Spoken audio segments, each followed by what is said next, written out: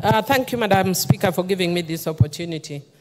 Madam Speaker, I'll be very brief. Madam Speaker, I know several members have spoken to the issue of amendment of the National Youth Authority Act. And Madam Speaker, I just wish to disagree with the members. I remember Honorable Sakaja is the one who brought the bill, and the reason that he brought it then was because of a concern over the issue of youth unemployment. And we do agree and acknowledge that there are very many people who are not in the youth age bracket that are not employed. As a matter of fact, we know very many people who have qualified as teachers and have retired without even being employed as teachers with TSC numbers. But Madam Speaker, having said that, the greatest challenge we are facing in the country is youth unemployment. And you can see with the rising cases of insecurity, of violence, of theft. As a matter of fact, in my own constituency, I think yesterday, there's a woman who was abducted at a market called Ogongo Market. Madam Speaker, last week, a boda rider was killed. The wife who had just given birth recently, she was just 15 days after giving birth, was raped, was gang raped by these guys. And these people had already stolen his motorbike before and were coming for his second motorbike when they killed him and raped the wife. And Madam Speaker, the reason why you find this kind of situation is because we have very many idle youth. They have no opportunities in life. They become desperate. They become thieves. And because of that, they even get into all other evil activities. So if, Madam Speaker, we again open it up to all unemployed people, the challenge that we have seen in this country is that sometimes you think common sense is common, but it's not that common.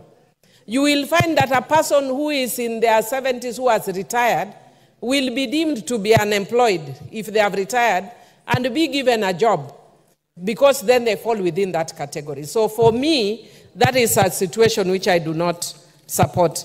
I also support, though I support the amendment to the Copyright Act, and especially the inclusion of equitable remuneration of performers and producers of sound recordings, and Madam Speaker, including collective management organizations towards the authors and performers.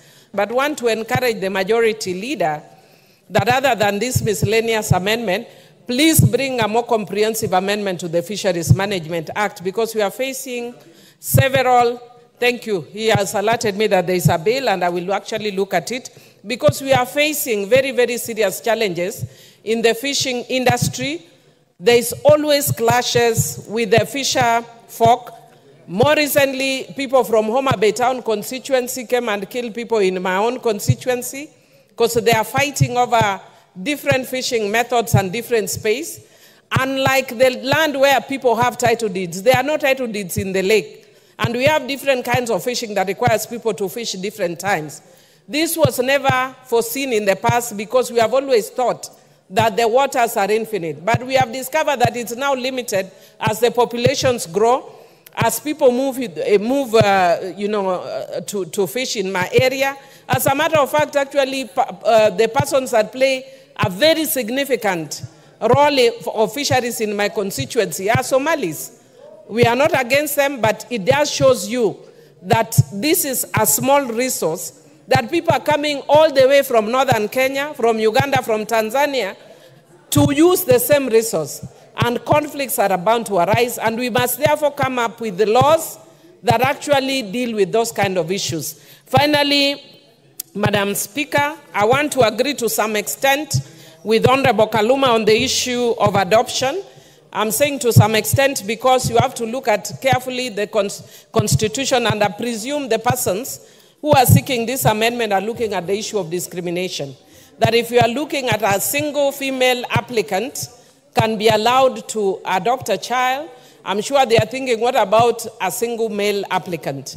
I think what I would propose is that there should be a further amendment, whether for female or male, so that we look at the best interest of a child anytime we are dealing with the issue of adoption, because, Madam Speaker, we have very unique and special circumstances relating to children in adoption spectrum. And Madam Speaker, as a person who actually brought the bill on counter-trafficking in persons, as a consequence of being the director of the Cradle the Children Foundation, then, I'm not the director now, and I dealt with many cases of trafficking, one which even forced us to exhume a body to confirm whether one of the children was actually a child to the parents. Because of that, if we want to stem that, it is important that we stem the issues of trafficking in persons. Honorable Ichungwa, you know you cannot harass me here. I know you have missed me. But if you want me to deal with you, I will deal with you perpendicularly. Sorry, but I don't want to deal with you today. But Madam Speaker, I just want to indicate that because of that, I do support, but I would be supporting with the proposed further amendments, that you must look at unique circumstances and situations relating to specific children and their circumstances. I support with amendments. Honorable Ichungwa, Honorable Millie says she's in a good mood today. She's not willing to deal with you. I'll call you to reply. There being no further request on this one. Thank you, Speaker. And as a reply, I don't know if you also heard the first sentence from the Honorable Millie. She says she knows I miss her, but she's not going to deal with me today.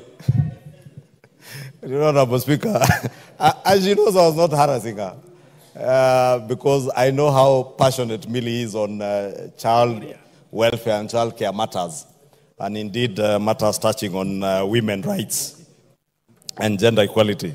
Therefore, I cannot harass her, and I know she was also missing me, and she's happy to see me, just like as I'm happy to see her. But, Honorable Speaker, allow me as I reply to begin with the issue, that particular issue of the provisions relating to the Child Care Act. And, Honorable Speaker, as I mentioned, I think the Honorable Owen Bayer mentioned during the time he was moving this bill on my behalf, this emanated from a court ruling that allowed now single males to be able to adopt children. But there are concerns, Honorable Speaker, and I want to agree with many members who have raised this issue, that indeed there is a major concern on matters touching on issues to do with child trafficking. There are also issues touching Hold on. Honorable Kaluma, what's out of order? The Honorable Speaker, the Honorable Majority Leader, whom I respect very much, has mentioned, proposed in this bill, which is arising from some court ruling. Would we have that court ruling so that we are rightly informed? Because I'm not aware of any.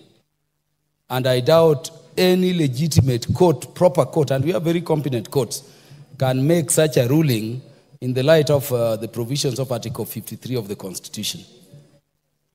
Honorable Ichungwa, do you have that? Do you have the court ruling? Yes, Honorable Speaker.